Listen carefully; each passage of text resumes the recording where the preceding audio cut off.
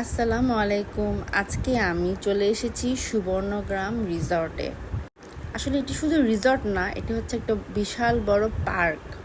এখানে একটা interesting place হচ্ছে এই বোট রাইডটা। এই বোট রাইড নিলে আপনারা এখানে পৃথিবীর সব কিছু এক মিনিটেই দেখতে পারবেন। যেমন যেই প্লেসটা আমরা ফার্স্টে এন্ট্রি করলাম, এই জায়গাটা ছিল জুরাসিক যুগের একটা সিনারি। সেখানে যত রকমের ডাইনোসর ছিল সবগুলোকেই এখানে ফুটিয়ে তোলা হয়েছে।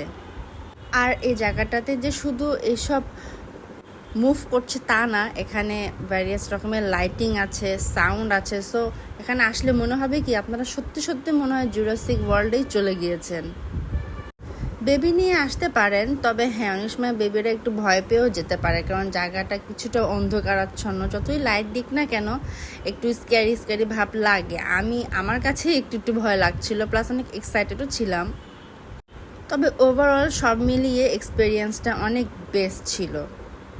এখন যে জায়গাটায় আসলাম এটা হচ্ছে সেই আদিম যুগের একটা জায়গা, যেখানে বিভিন্ন রকমের প্রাণী বাস করত। সেই প্রাণীগুলোকে এখানে ফুটিয়ে তোলা হয়েছে। ওরা কিভাবে আওয়াজ করত সেগুলো এখানে শোনানো হয়। কি জায়গাটা মারাত্মক সুন্দর না? হ্যাঁ, আসলেই অনেক সুন্দর।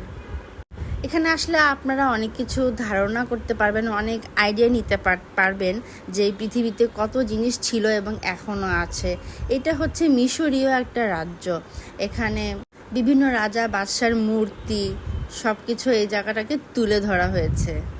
আবার ওরা এখানে বলবেও, স্পিচও দিবে যে কোথায় যাওয়া হচ্ছে, কোথায় কি হতো। ভয়েস দেওয়ার কারণে আমি ব্যাকগ্রাউন্ডটাকে মিউট করে দিয়েছি।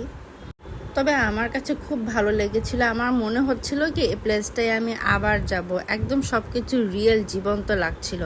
আর এটা হচ্ছে একটা জঙ্গলের সিনারি, যেখানে অনেক রকমের অ্যানিমালস থাকে। ছোট ছোট বাবুরা আসলে এখানে অ্যানিমেলসদের সাথে পরিচিত হতে পারবে, যে কোনটার নাম কি সেটা তাদেরকে আপনারা দেখিয়ে দেখিয়ে বলতে পারবেন। এখন আমি যে জায়গায় আসছি, এখানে আসলে সবাই কল্পনার রাজ্যে হারিয়ে যাবে। আমরা ছোট থাকতে অনেক ফেরি টেলের স্টোরি পড়েছি, ঠিক একই রকম এখানে তুলে ধরা হয়েছে। সেসব বইয়ের ভিতরে যে ছবিগুলো ছিল তাদের মতো করেই এখানে ফেরিগুলোকে বানানো হয়েছে।